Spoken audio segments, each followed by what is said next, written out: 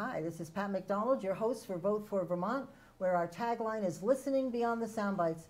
We have three amazing guests with us today, but I'm going to hold off introducing them. I will, however, say hello to Ben Kinsley, who's co-host, co-producer. Yeah, I have a consulting firm called Imperium Advisors, and kind of started out as a policy consulting and development group, and quickly realized it's not enough to have a good idea, you also have to sell that idea. So from that spawned a whole bunch of different services that we offer around communications, digital strategy, social media, and of course government relations. So a whole bunch of different things. Getting better than I am at this. Anyway, before we introduce our guests, we have a really special treat for you. I got permission from Darren Perrin at WCAX to show a video, a story that they did on the USS Vermont called Inside the USS Vermont. And it's a magnificent story, and we'll be talking about it as soon as the video ends. Secrecy surrounds submarines to keep crew members safe from enemy attack, and their missions are kept under wraps while underwater. The Secretary of the Navy names submarines after cities or states, and one now bears the name Vermont. Tonight, an exclusive look inside the nation's most sophisticated sub ever. You can't help but notice the seemingly non-stop trains and boat traffic in the coastal community of New London and Groton, Connecticut. But what you won't see is tucked inside this highly guarded building on the Thames River. Until now. This right here is a once-in-a-lifetime opportunity. It's the United States' most advanced attack submarine being built by General Dynamics Electric Boat. It's similar to this sub, but better. It's fast, quiet, and nearly invisible underwater, undetectable to the nation's adversaries. Technology that's so top secret, Channel 3 News is the only media allowed to see it. And everything in this area is good for filming. And take you inside.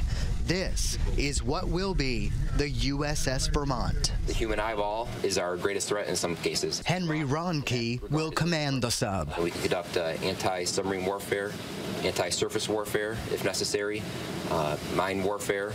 We can support special operations forces ashore if required. We can conduct intelligence, surveillance, reconnaissance. So looking around to see what we see and then reporting that back. The Vermont is 377 feet long, longer than a football field, 34 feet in diameter, and comes with a nearly $3 billion price tag. Sounds big, right? It is, but with 135 crew members living on it, sometimes for 3 months underwater, it's tight. The biggest challenge living on a submarine is probably space. This is a bunk room. It's one of the bunk rooms, right? We have a lot of space, right? Not enough beds for everyone, so many submariners must alternate sleep times. It's called hot racking. The bed still warm from the last guy when you climb in. You have to be used to getting close to people. The boat is designed to utilize every inch of space, and most spaces have dual roles. The vessel's meeting room for administrators is also their dining room and surgical table, if need be. This is called control. But what we can't show you is what makes this nuclear-powered sub the Navy's best of the best. Classified. An entourage of top officials from Electric Boat and the military covered up sensitive equipment that could be stolen by adversaries, fiercely protective of state-of-the-art hardware and software they didn't want on video. That's probably getting a little more specific than we want to get into. This is an extremely rare look inside a submarine. In fact, we can't show you most of it for security reasons. But this is the control center, basically the brains behind the boat. And the pilot and co-pilot will sit here. But this is it. This is the end of the line. We can't show you what's beyond the camera, what you can't see, because that's off limits. Its missions, what it will do and where, also top secret. Officials won't say.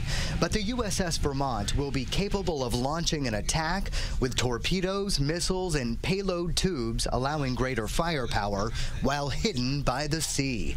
It will deploy an estimated 15 times over the next 33 years. If in combat, this is where the orders will be given, this is where we would execute as necessary. A maze of pipes, tubes, and wires right now, but the USS Vermont will eventually play a vital role in national security.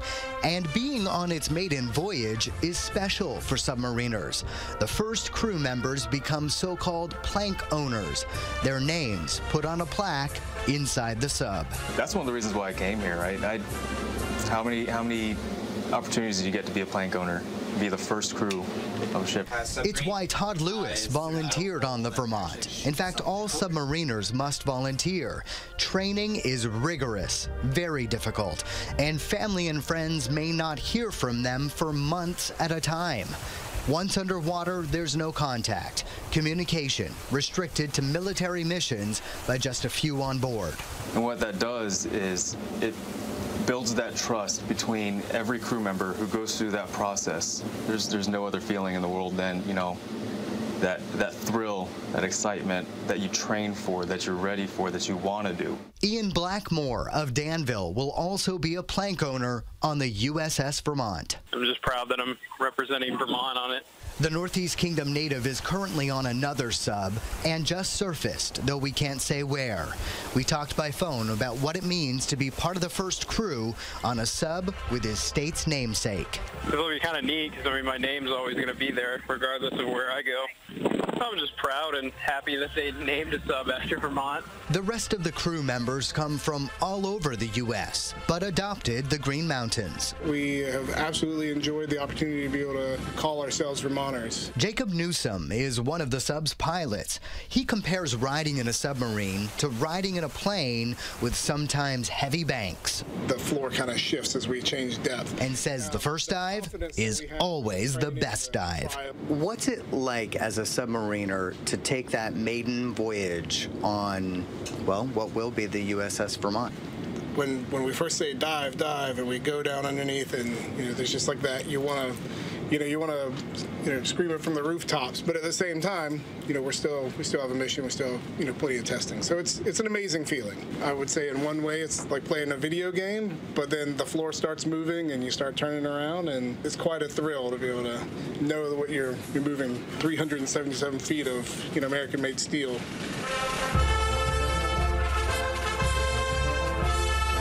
Construction on the Vermont began in 2014, and soon she'll be ready to dive.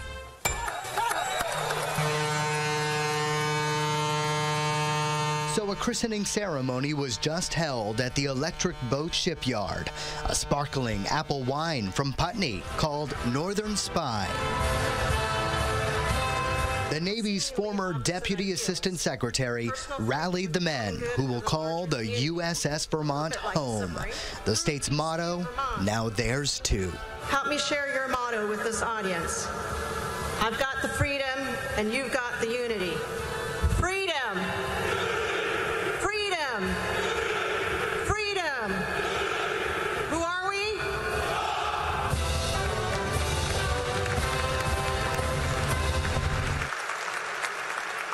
The Vermont will undergo months of underwater testing before it's commissioned and ready for duty. That is expected to happen in the spring of 2020. Oh, awesome. Thank you very much, Zachary. And thank you, Darren Perrin. That is a fabulous introduction to this show. So let me introduce our guests to you. Straight across from me is retired Chief Warrant Officer C. William Mattoon, but Bill, we're going to call him tonight. Good. Welcome. We have Gary Freimeyer and Susan Martin, who are both on the commissioning committee for the USS Vermont, which we will be talking about a lot in a little while. So could each of you give us a little background on who you are, and especially how you got involved with the USS Vermont? I'll start. It's go right ahead. It's an interesting story. I'm a Vermonter since 1992. I came up here from the Hudson Valley, and I've 32 years with IBM, and then I retired. And my son invited me to this thing called a christening ceremony for a nuclear submarine called the USS Vermont. He's a principal engineer with Capel, and Capel is the company that does the propulsion for Virginia-class boats. Neat. So he invited me to that, and we ended up going together. And at the commissioning, or at the christening event, I met Deborah Martin. And Deborah had recruited me to, she said, "You work for IBM, right? You must know something about websites." So she recruited me to do a website for the committee. Nice. And from that point in time, once you got involved and enthusiastic about the project, I became the chair of the gifts committee. I'm on the public relations committee and active with fundraising as well. Pretty much the definition of a committee. Exactly. That's great. Were you here in Essex or down? I'm in Williston. Oh, Williston. Oh, so you were at the Essex plant. No, I actually traveled around the country doing a variety of different jobs. Oh, did you? But, oh, really? Great. This was a great place to live, though. Yeah, we were very sorry to see IBM go. I know a lot of good people had to go get jobs elsewhere, so understood. We're very sorry. Anyway, Susan. I'm Susan Martin, and as a committee member, I've been tasked with making a list of people who'd like to go to our Thursday event, which is an event to meet the crew for all Vermonters. It's free. I'm still taking names, so people have been calling me. Unfortunately, we don't have tickets available for the commissioning, but they can still come down on Thursday. I met Deb through the VFW auxiliary meeting, and she suggested I come to one of the committee meetings, and I did. And I passed around everything that I collected as a sponsor. I'm a sponsor of the USS Truxtun, and it was built in Pascagoula, and I commissioned it in Charleston, South Carolina. And that was 2007 and 2009, so it's been a while. Very nice. Yeah, that's great. It's interesting for me to be behind on the other side of the table to see how this comes about, how the events comes about. There's many events that the committee is presenting to the crew. And of course the commissioning, when you commission this boat, Gloria Valdez, who is the sponsor, she will ask the officers and crew to come aboard and bring it to life. Nice. So this is actually bringing the boat to life. That's great. It's a big event, a big traditional event. And Bill told me, we were talking about the USS Montpelier, that they're here a lot, the crew, and there's a lot of entertainment and welcoming them. And they and the crew from the USS Vermont were here at our 4th of July. I'm so upset I missed it. I was in Maine. But did you know that? No, I did not know that. 2 crews. I would have come back if I had known that. That's great. Can you give us a little bit of your background as far as you were a Vermonter? I have to ask these questions. I moved to Vermont in 1982, met a boyfriend, Barry, in 85. We've been together ever since. Good job, boyfriend Barry. I'm a retired state employee for the Public Service Department for many years. And I'm doing a lot of volunteer work in my retirement life. I enjoy it. Very nice. From Barry, you know. They always say bar. Any of the advertisements that come from anywhere, they go, the Bar of Vermont, and we all sit there cringing. And you know when you're on a telephone with some answering service and they said, oh, bar, and no. No. Anyway, so Bill, you want to talk a little bit about your background? I'm Bill Matteau. I was born in Barrie, raised in Chelsea, and went to Champlain College after high school. Oh, perfect. Graduated from Champlain. It was a 2-year college at that time. At that time, the draft was in full swing in 1966. Right. And so I ended up going in the Navy and going into the submarine service. Went through submarine school, got assigned to a ship down in Charleston, South Carolina, and eventually came back up to New London. Made 4 Polaris deterrent patrols. Wow. And got out of the Navy in 1970, came back to Vermont and decided to go back in the service. I ended up in the Coast Guard. And I retired from the Coast Guard after 30. Where were you assigned in the Coast Guard? Oh, gee. All over the place? All over the place. Yeah. You know, East Coast, West Coast, into the Caribbean and the Bering Sea. Other Aleutians. Right. So it's a good part of the service, and they don't talk about. You don't hear much about the Coast Guard. Yeah. My cousin he lived in Brooklyn, but he was in the Coast Guard forever. I mean, he retired from there. Loved it. But it is. It's a good service. Yeah, and, that's Get to great. go to some cool places too. Yeah. Surprisingly, a lot of people don't realize that there's a lot of Coast Guard in the Midwest because of the river systems. Oh, interesting. Yes, I would have never they do thought of that. all the aids to navigation on the main rivers out Yeah, through there. well, that's true. I used to live for many years in Tarrytown, New York, and they were around there, and I just thought it was because of its proximity to New York was really my thinking of it, but that's great. But how I ended up on the committee, I belong to a group of submarine veterans here in Vermont called the Green Mountain Base as part of the United States Submarine Veterans. And Al Perry, who was a captain on the Oh my God. You know we know Al him. Perry? Oh, yes, I haven't heard his name in years. I love Al. Al has two sons that went through the academy and were both submarine sailors, and both of them, attained the rank of admiral. In fact, one of them's on active duty. He pushed me into the committee per se. Well, he served in the legislature for years, and I was privileged to serve with him. Did you know Al Perry? No. Oh my gosh. Well, so I got involved with the committee and said, there's got to be more submarine veterans out there. So back in February of 2019, I wrote a letter to every newspaper I could find here in the state, and we gleaned about 70 or 80 former Vermont or submarine sailors that are living here in Vermont. So, and they've been very active with the commissioning. Excellent. And, are you still in touch with Al, or is oh yes, Al. Oh, is he's he? a committee member? Yes. Well, you're going to have to let me give me his contact information, because does he know that we're here together tonight? Does he know that? Yes, he does. Oh, does he? Oh, I love Al. You'll see him in your backyard again. He was involved with the resolution that's going to be read on the floor. Oh, great. Oh, excellent. We'll have to be there for sure. Okay. Very cool. Oh, excited. So a couple things about the boat we should talk about. So it's being built by General Dynamics Electric Boat Division in Groton, Connecticut, which we kind of covered in the video segment. And it's interesting. Can you talk a little bit about what type of submarine this is and what it's used for? I don't know who the best person is to take that question. Everybody's looking at me. Well, because they say it's the most sophisticated ever. So it's the best. Well, every new ship they say the most. But it's the Virginia class submarine. Which could you just separate? What is it? Because there's a whole bunch of classes. Yes. There's 3 or 4 different classes. I wrote it down somewhere. Okay. What does a class mean? A class, they classify ships by groups based on their design. You've got the Polaris boats, the Ethan Allen class. There was the Lafayette class. There was the George Washington class. Wow. These are all missile-carrying submarines. They're the Polaris submarines, the Ohio class, and a lot of them, through migration of time, technology, improvements and stuff like that, treaties and stuff like that, because some of them, when they do a treaty, they may end up saying you can only have so many boats, and so some of the other boats, as they get older, are retired. But the Virginia class is the latest fast attack submarine design.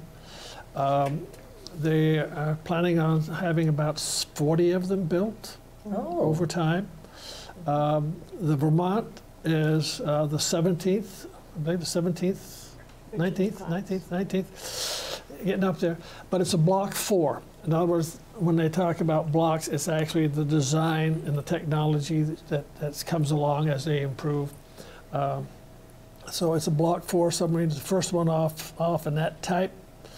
So the technology there and the stealth, you might say, capabilities and design and what they do and are capable of doing is so each class has probably gotten better and more advanced, more bells and whistles and more stuff as it goes along. Well, working diligently to be more cost effective. Yeah. Oh, that's spoken like a true Navy guy. Well, if you look at the first U.S. submarine was the Hanley. Was it what? Was the Hanley. Oh, there you go. It was a very small submarine, and to compare with the Virginia, I mean, I meant to ask this before. You have to volunteer to be a submarine Correct. Because they don't just say, hey, you, because it may not work out for you. And the submarine service, ugly end to your career. Submarine service is considered a volunteer service.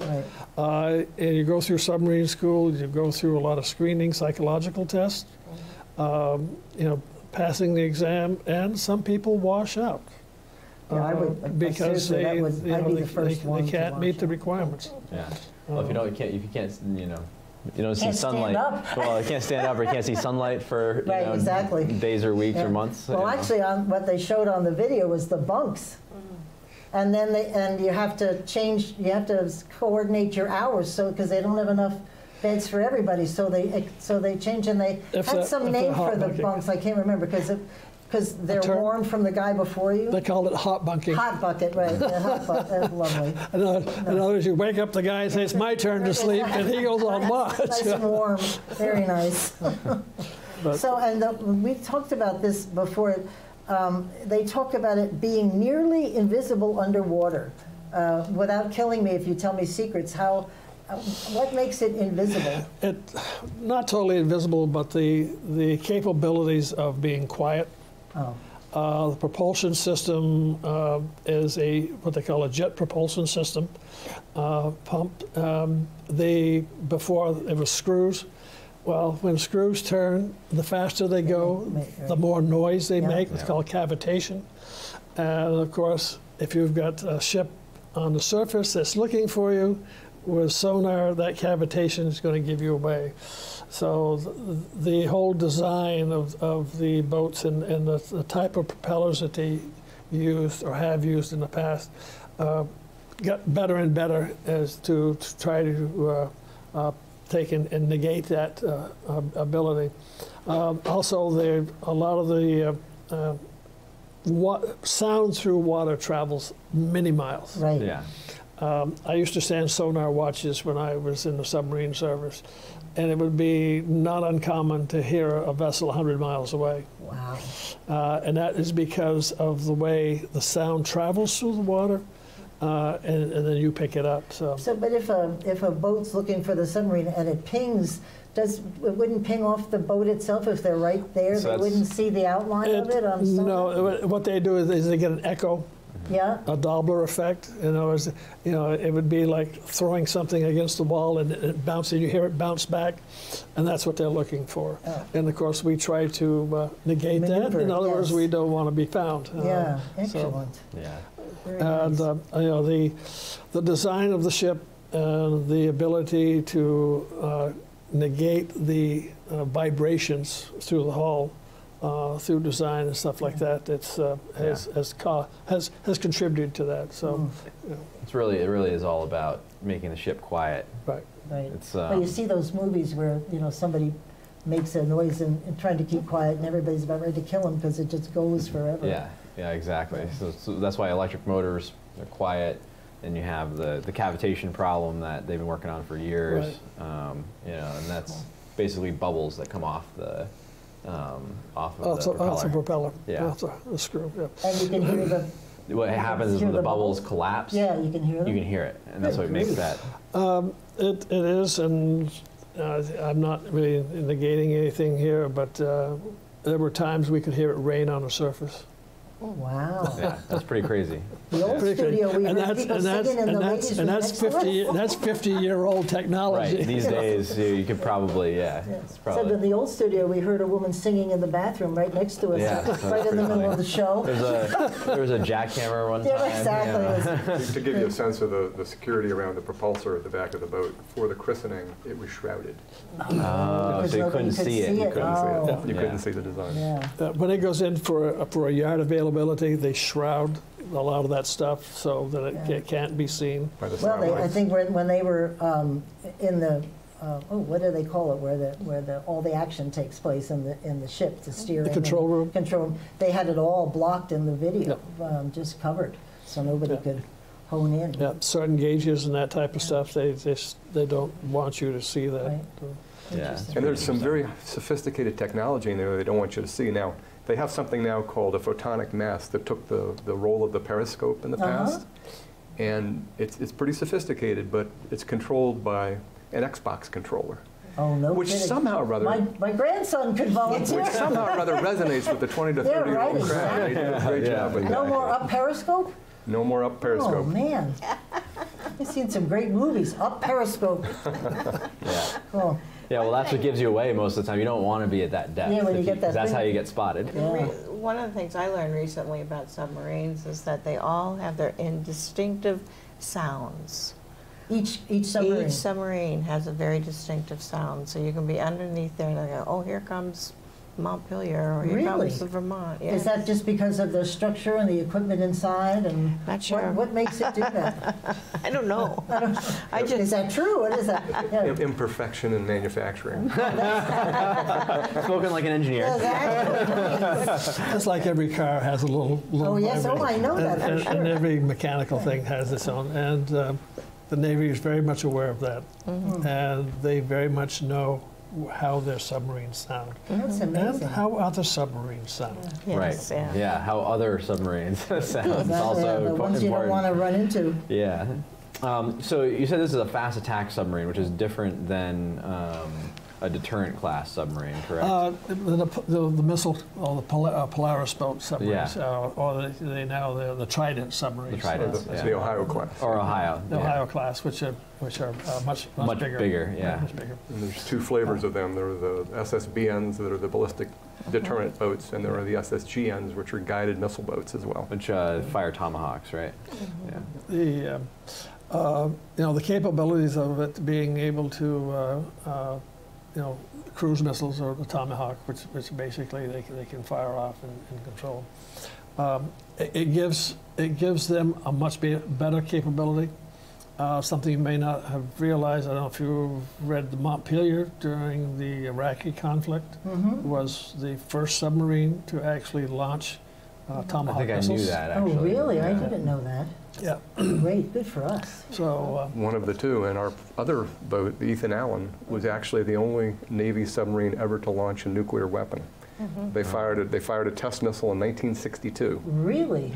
So those are the two unique things about our prior subs. Yeah. So now people need to know we have 3 submarines that are named the Vermonter, the Ethan Allen, and the Montpelier, right? And those are they're all being service as soon as the Vermonter hits the... Well, the Ethan Allen is now scrapped. Oh, sorry about that. It was an old boat. Yeah. In fact, I served on an Ethan Allen class on the Thomas A. Edison. It was the Ethan Allen class submarine, ballistic missile submarine. It was actually the first designed submarine to actually be designed as a missile boat. The George Washington, Abraham Lincoln, the first 5 that they did, they took fast attacks, cut them in half, and put a missile compartment in them. Yeah. But the Ethan Allen was the first. One of ours was used just for storage, I read somewhere. One of them was used just for storage. Yeah, the original USS Vermont. What was used as storage? I read that. The first one was used just for storage for right. It was late in the game. It was a 76-gun ship of the line for a while, but when it actually got to work, it ended up being like a little floating warehouse. Yeah, the history of as long as we were serving, that's it. And, the history on that was in 1816, I believe, they actually laid the keel. But it was never commissioned until 1848, Right. Or actually 1862, and by that time technology had changed so much that they really couldn't use it as a ship of the line. So they redesigned it, and it looked like Noah's Ark, and it was used as a receiving ship and a training ship. Yeah. So. Because we're talking back at the Civil War, where some of our... And she wasn't struck from the records until 1901. Huh. So she was around a long, long time. Good for her. Her and boat, I heard you have to call them boats. Yeah, exactly. Are you ready to go on to the second Vermont? Yes, please, that's it. So you said it's a fast attack submarine. They do still carry cruise missiles on them, right? Just not as many as a... They carry Tomahawk missiles, I believe between 12 plus. This particular design has an extra space where they can actually have more Tomahawk missiles. Yeah. And torpedoes, right? There's well, torpedoes yeah. So that's the primary function of a fast attack submarine is anti-ship, typically. Yeah, it's basic. Its initial design is to take out shipping. Yeah. Okay. Are the torpedoes more for short range? Torpedoes? Torpedoes are long like them. Yes, you would say short range. In other words, they're not going to reach out there a couple hundred miles. Right, They're going to get the boat in the water. It's going to be a line of sight and taking out. My father's probably shipping. listening to this up high. He was in the Navy. My uncles, everybody was in the Navy. So. And they're also used for intelligence gathering. Yeah. Putting Navy SEALs on the shore if need be. Oh, excellent. So they're designed to not only be deep water but also be shallow water too. Again, this is shallow. Right. Yeah, which is what you would not use a missile, a bigger, one Yeah, of the bigger you wouldn't Ohio use a class. big make for it, that, right? Yeah. Excellent. Yeah. That's cool. So I had asked. We have to talk about this because I got it wrong in my notes. The Secretary of the Navy that named the USS Vermont was What was? Ray Mavis. Ray Mavis. Mavis. So who was U.S. Navy Richard V. Spencer? Because he said something about Vermont that I was going to ask Bill to read because I just thought, well, that's us. But do we know what he? I think he may have been in the department there as far as one of the higher-ranking civilians. Okay, because he says christened by Secretary of the U.S. Navy Richard Spencer. So maybe that was a while ago before us. Well, as far as the naming ceremony was at Lake Champlain around 2014. 2014. Yes, and that's where he and they actually said Governor. They said that Phil Scott was there and 14, but that wasn't. That couldn't have been. He may have been there, but not in the governor. As lieutenant governor. Yeah, that's true. He could have been. Maybe they just forgot the LT part there. But could you read? I just thought it was so cool that what Richard Spencer, whomever he may be. Sure. I just thought it was cool. Right.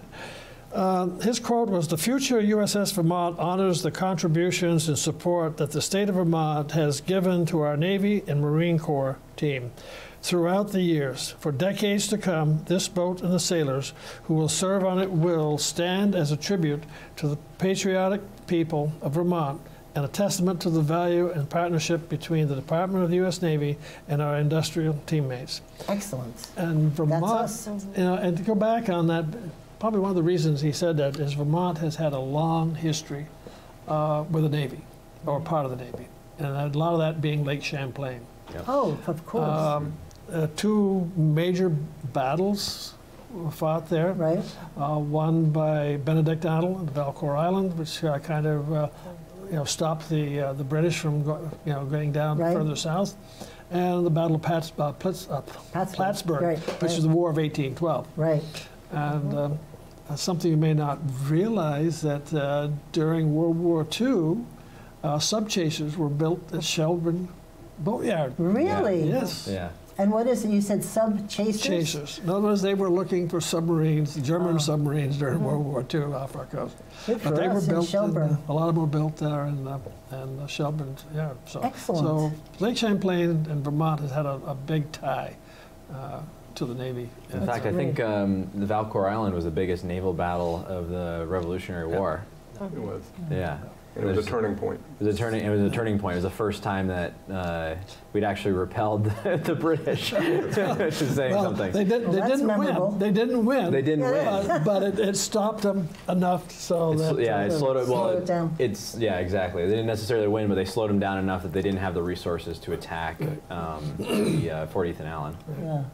That's great. So I think we've sort of touched upon it, but maybe we could just be very specific about what the other boats were before this USS Vermont. Okay. There were two before, right? And if we could talk a little bit about... No. Was the ship of the line. Three. Yeah. Which was the Vermont, which was, a 74 gun. The second Vermont was a battleship that was commissioned in 1904. The keel was laid down in 1904. I believe it was commissioned in 1907. Oh. And it became part of the Great White Fleet, which circumvented the globe. Yeah. She was used during World War I as a training ship, and after the war, brought troops back. Made several trips to bring troops back from World War I. And she was struck, I believe, in 1923 as part of the the Washington Naval Yard Treaty, and you know, when they were saying how many boats you can have and ships and all this type of stuff. But it's been over 100 years since we've had a ship named for the state of Vermont. We've had a lot of ships named. And why was this name selected? Is it? It was our time. Seriously, is there a list that? Well, the Virginia-class boats are all named after states.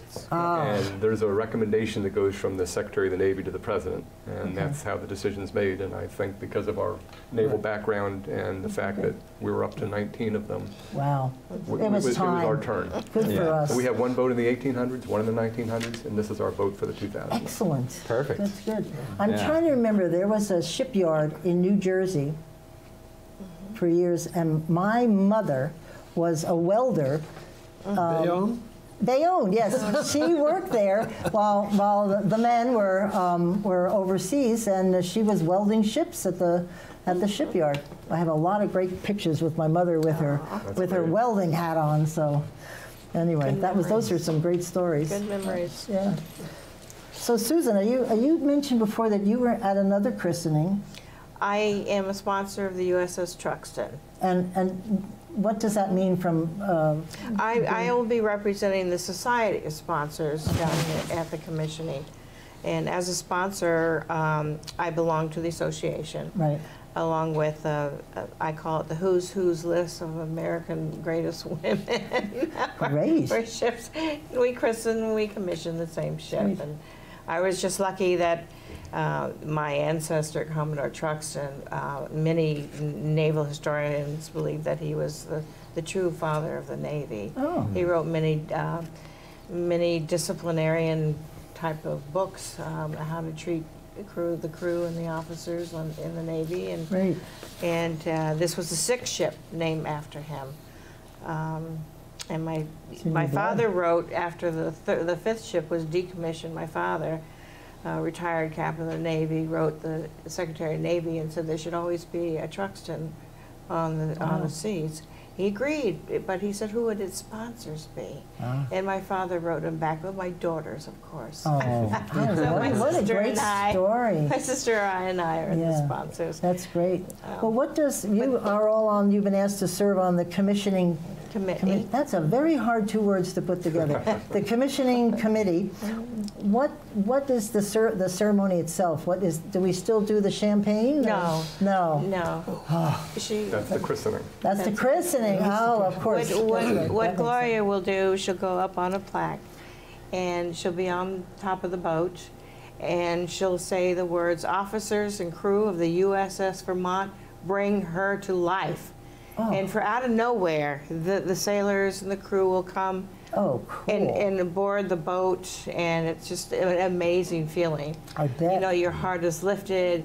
You know, you just gave birth to this ship You're going to make me cry on my own show. Exactly. Yeah. Oh, I can't imagine. They'll run up the aisle and go down towards the boat, and they're all got their hands right here, keeping the medals from flapping when they're running. Either that, or they're holding it over their heart. One of the two.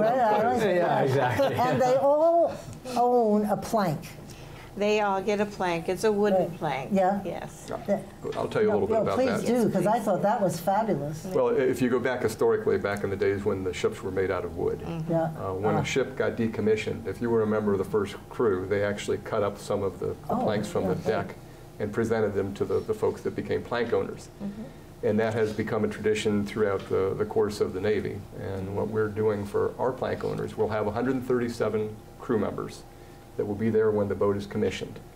And each one of them will get a plank owner plaque that's created in the shape of Vermont and has a lot of very unique Vermont flavor to it. Oh, nice. But they'll also get a certificate from the Navy honoring them as plank owners. Right. And we'll also be presenting some of the plank owner plaques to some of the crew members that were rotated out throughout the course of the project, and to other local dignitaries and people that sponsored and helped us with the mission of the committee.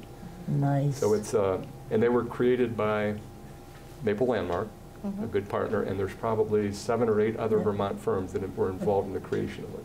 Wow. That's very cool. So you said how many people are actually going to be there, since the tickets are Ron, there's thousands, right? I mean, well, what is the... We've been told the pier can hold 2,500. Oh, before sinking? Great. And if there's overflow, it'll go to the theater. Okay, that's there so on you the may have base. 3,000 or 4,000 people there. And talking about that, it will actually be live streamed. So that people who cannot get down there, right now we're trying to partner with the American Legion and the VFW post in Vermont to hold maybe a ceremony at their post to bring in the public and live stream it through them. Right.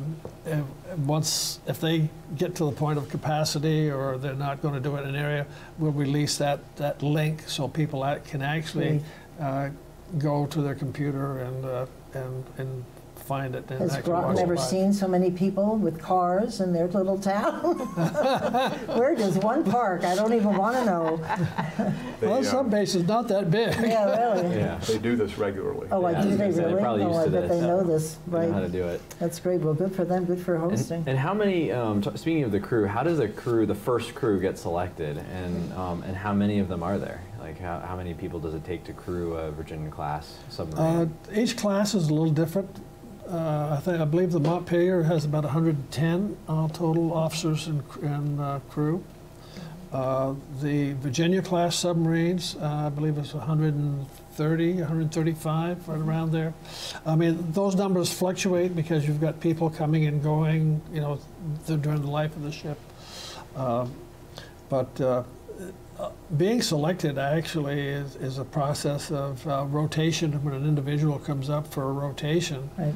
And he is getting assigned, and they're asked if they would want to go to a pre-commissioning unit. And there's a lot of work. I mean, when you take a brand new piece of equipment, they have to go through and learn that all over again, even though they've been qualified in another submarine. Well, and I'm not being, but it's such a small space with all these people, you really have to know the routine, right? I mean, you can't be fumbling around with, because they're all in very tight quarters. The qualifications in submarine is pretty rigorous. I bet. The idea is damage control.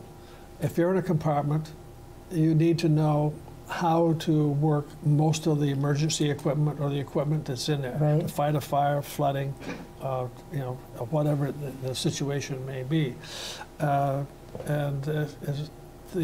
Not only do you get every system signed off by somebody who works on that system, and once you do that, you take a walk through the ship by your division officer, and he's asking you all the questions. And then you sit before a board from anywhere from 4 to 6 hours, and they just continually ask you questions about damage control of the ship, how it operates, where do you find such and such a valve. Even today, I can remember certain things on the ship that I was on, because it's just ingrained into you. Right. Yeah. Wow, that's good for them. It's interesting. Each one, there's about 4 different horns or bells that go off for if there's a nuclear incident, if there's a fire, and the folks at commissioning will get to hear all 4 of them. Yeah. Oh, it's one really? thing that happens. More than that. There's a lot more than that. Oh, my word. I did Naval ROTC, and that was the first thing that they teach you is how to fight fires on a ship, because that's bad news. Yeah, where are you going? If you got a fire on a ship, that's not a good thing. No. So we were talking about the commission, which is on April 18th, but you said that there are almost 4 or 5 days of stuff happening, right? And maybe we could just go through that. I like the picnic idea. That sounds good. Are you the organizer? Only on the Thursday event, thank you. But on Thursday at 4 o'clock at the Port and Starboard, it's a large restaurant in New London overseeing the river there. I have been there. And it will be opened up to all Vermonters free to come and meet and greet the crew of the USS Vermont. And so they've been calling me, they've been sending me emails. Right now I have a list of about 130 that have called me, reached out to me, that are on my list. But that's just 130 Vermonters. It does not include any of the crew. Yeah. It doesn't include some of the committee members. And my grandson will be there. Oh, wonderful. There will be children. There will be children there. And I've asked for a children's area table for Thursday night, because there'll be a bunch of people just talking and talking. What do the kids do?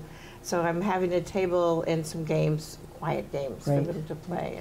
And at that event is when we'll present the plank owner plaques to the crew. Oh, cool. Nice. We'll also have a set of gift bags that have a variety of Vermont products in them for the crew. Excellent. And also the sponsor, Gloria Valdez, will be bringing some of her own items for the crew as well. Excellent. So it's a great opportunity to build a relationship between the state, between the Vermonters, For sure. the sponsor, and the crew. Yeah. Nice. Oh, And that's then so there's exciting. Friday, Yeah. which is the commissioning chair reception at the Marriott. And that's an invitation. Invitation only, I would assume, yes, right? yeah. Right. And many of the crew, the captain and his officers will be there. And then Saturday morning there'll be a closed breakfast for the sponsor and Right. for others. And then they'll ship us down to where the commissioning will actually take place on vans usually. Yeah. And some of us will be driving. Yeah, very nice. Yeah. Good But, for you. and then the commission is at 10 o'clock. Yeah, great. And the captain, Yeah. I'm assuming, has already been named and identified, and do we know who that is? Captain Phillips. Captain Phillips. Yeah, but not the famous I was going to say, whoa, wait a minute. I think we know him. Same name, different man. Another Phillips. Yeah. One thing I would mention is the 40th National Guard Army Band Oh, is they'll be actually there? going to be the band at the ceremony. Oh, they are So great. we do have a unique Vermont band. Yeah, they're that at the is going State down. House in our, on a Wednesday night. We have these farmer night things, and they are incredible. And of course, after the ceremony and all the pomp and circumstance, there's a reception. After that, we're immediately right there on the pier.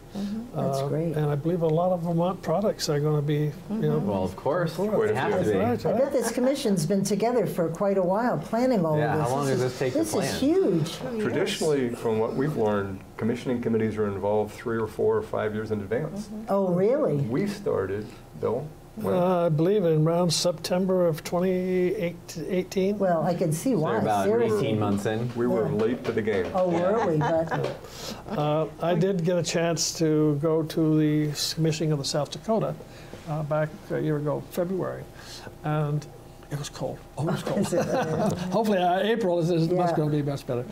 But yeah, the pomp and circumstance, it just is unbelievable.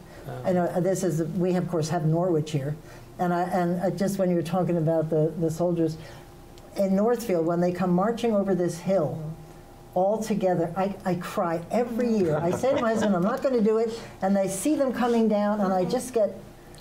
It's That's just the amazing Labor to Day watch parade. them. Labor Day Yeah, Labor Day, parade. just That's marching like that, wonderful, and oh, that's There's really great. a Norwich graduate whose father is a chief on the USS Vermont. Yeah. Oh, you're kidding. Oh, that's fabulous. It is. Oh, now this is serious. I got to watch this. So you've got, what we talking about, 15 officers, 120 enlisted, sort of thereabouts, Yeah. and it's all volunteer.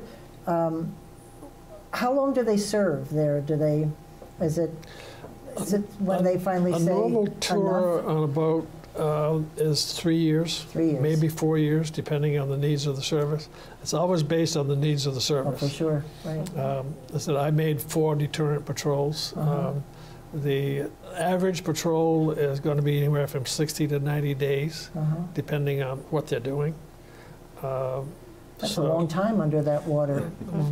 Yes. I hope the food is good at least. It is excellent. That's what I hear. It's supposed to be good. That'll Makes keep up me, for it. that'll keep me They going. make sure that those guys, we ate well. Yeah, I bet. Between the oxygen system and the propulsion system being nuclear, the only thing that makes the boat have to come up is Every 4 years to sign a contract. Oh, for food. Oh, well, there you go. Because that could just keep going It could- forever. yeah, it could They never stay- have to come yeah. up. Except for me screaming down below, screaming, Just to get me give up. you some idea of the logistics, loading out for stores was usually a 2-day event. They would do an initial load out, and it was all hands except for the officers and watchstanders, the chiefs. So you figure you've got about 70, 80 people loading stores in there, and they're packing it in wherever they can. Right. I was a storekeeper, in which I was responsible for the supply end of it as far as spare parts. we had about 40,000 spare parts of anywhere from 1 to 1,000 in depth, depending on what the items was. So you can imagine, and it wasn't on a computer; it was on IBM cards. Oh God! Hopefully it's on a computer now. Yeah. So listen, I wanted to, so we have about 7 minutes left, but I wanted you to talk about the calendar, and then we have to talk about Vermont Teddy Bear. Oh, calendar. Seeing that, you know, I said, there's got to be a bunch of ships out there, because I knew definitely 3. Okay, right, 3 yes, Vermonts, exactly. And Ethan Allen, and being in the submarine service. So I started doing some research and found about 23 different naval vessels or so that have carried Vermont names. Really? Yes. That many? And that's not just submarines, that's all naval. That's all naval. From aircraft carriers to battleships, you know, well, the battleship, the BB-20 cruisers, which was the Montpelier, was a cruiser. So I see, is that Dewey on the? That is Admiral Dewey. Dewey, And right? the reason that I put his picture on there is he is of course, I'm a native Vermonter. Yeah. He is the only admiral to ever be given the rank of Admiral of the Navy. Oh, no And that was kidding. bestowed on him by Congress after Manila Bay. And so, and that's the highest rank that they've ever awarded. So, excellent. You know, they had fleet admirals and stuff, but Admiral of the Navy, that's him. There's one picture in here that really isn't a submarine or a boat, and that is an individual. You might recognize Calvin Coolidge in that picture. Oh, for heaven's sakes. And he is presenting the Medal of Honor to the only enlisted, the first Medal of Honor recipient, a submariner, and the only enlisted individual to receive the Medal of Honor. Wow. When they asked him where he was from to credit the state, he had relatives in Grand Isle. He said Vermont. So Vermont got the credit for that Medal of Honor. Wow. Which Coolidge, I'm sure, was thrilled about. Yeah, exactly. Speaking of Vermont. And the kind of the unusual story about it, they had on a submarine down off Panama, and they were doing exercises. They got hit by a banana boat. Oh, dear. And they sunk. And he got off the boat and realized that one of his shipmates was sleeping in the torpedo room, went back down, sealed it off, and they were there for over 36 hours before they were able to raise the boat enough to open up the hatch and get him out. Wow. And unfortunately, Henry Barrault, he passed away just a few days before World War II. Huh. So. Wow, what a great picture. But couldn't get all the pictures in there of ships. Did this committee put this together, or did you all part? Oh, he did. That's with L. Brown and Sons, which yes, we know them. Which put them together. Here's most of the ships there. We also have a picture of the Lone Sailor, which is up in the park up in Burlington. Yep, right. I believe that's only one of 5 statues of that in the United States. While you have that back part of the thing, maybe you could talk about the logo that you all put together. Do you need where is the big picture? I have that here. We'll put it on. We will put it on as you're talking if you want to reference it. Yeah, long stretch. I'll take that one. You want to take that one? Yeah, please. I'll hold it up. The logo is made up of the ship's crest. And the ship's crest was created by a gentleman by the name of Jason Watson from Knowles Atomic Power Labs. And it was accepted by Henry Ronke, who is the PCO right now of the boat. But that crest has so many different symbols in it that you would never acknowledge by looking at it. But I'll give you a couple, just so you're aware. This is an image of the first Vermont, the sailing ship. Here in the image in the background is the BB-20, the second one. Yeah. And for example, the Latin, Tuende Libertalis Expers Terroris. I was trying to read that, thank you. It means to show no fear in the defense of liberty. Oh, love it. Because this is a Block 4 boat, you'll see a lot of repeating patterns of 4 things in this picture. But it's, like I say, I could take 15 minutes to take that as well. And the flag of 1776. The Bennington flag on there as well. And on the bottom, Vermont Freedom and Unity. Well, this is the ship's crest. This is the formal, the naval heraldry. This is the ship's crest. Yeah. For the committee, we took the ship's crest, we put it on a blue background because we have to change it a little bit to be able to use it. And then we attached the bottom of the state seal to it. And Freedom and Unity became a very significant part of the crew's mindset. When we did the christening, the sponsor, after she's finished breaking the bottle of Putney Mountain wine, when she shouted out, she said, freedom, and the crew all shouted, unity. They did that a couple times, and she said, who are we? And they said, Vermont. Oh, well, that was on the video, I think. That was really, absolutely. That was so powerful that a lot of the gifts that we've been involved with carry the freedom and unity theme along with them. Nice. So that's why we put this on. You all have done a fabulous job, and we have to say thank you to the Teddy Bear Company, because we're going to show as I'm talking, and speaking of Dewey, they called the little bear Dewey Bear. They made a specific bear just for this. Yeah, right? and there's different sizes, but it has the seal on it, the logo. Well, do you have it? Well, this is a Vermont Teddy Bear was our first collaboration as a committee. Really? That was the first one. Bill Schuldeis stepped up, wanted to do something special for the military, and that's why he created those. He's a great guy. I haven't seen him in years. This is the T-shirt. This is. Nice. Now that's a whole different. This is the. That's not champ. This is the ship's first coin image. Stylized, yeah. Seriously? Good for me. And of course the green. You know who that is. I just said Champ, but he's that's it. That's a it. guy we know. He's a little chubbier, but he looks. He's a friendly guy, Champ, isn't he? Champ. But these a great these logo. are the T-shirts that a lot of people are looking for. That is awesome. Very cool. Well, we have actually run out of time, and I can't thank you enough. Hope my dad's watching, because he'd be very proud of this show. I want to thank you all, and we'll maybe see you. We're going to work on that. Leave you with one more thought, though. So a lot of the things we've talked about and a lot of the information is out on the website, ussvermont.org. Right. ussvermont.org. Very easy to remember. We will write that down. But you'll see an awful lot of pictures, the events that we've done, a lot of the things are out there, and it's worth a check. I was very proud to host you all. I think this is a great show. Thank you. Thank you all for listening and watching, and we'll see you next week. And in the meantime, keep listening beyond the sound bites.